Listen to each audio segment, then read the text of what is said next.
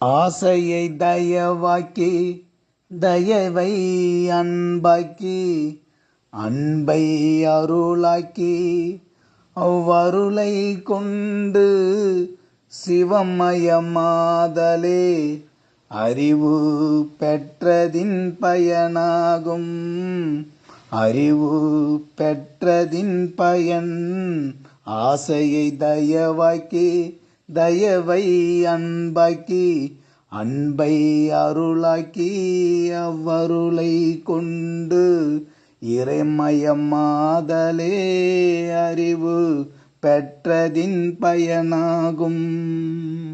நம்முடைய உள்ளத்தில் துன்மார்க்கங்களையெல்லாம் வேறறுத்து, அதாவது நெறியற்ற உலகியல் இச்சைகளையெல்லாம் ஒழித்து, இறைவனிடம் ஆசை காதல் கொண்டு அவரின் அருளை பெற்று அவர் அருளால் உயிர் நலப் பணிகள் புரிந்து நிறைவாய் அவரோடு இரண்டர கலத்தலே, அதாவது கடவுள் நிலையறிந்து அம்மயம் ஆதலே பிறவி பெற்றதின் பயனாகும்.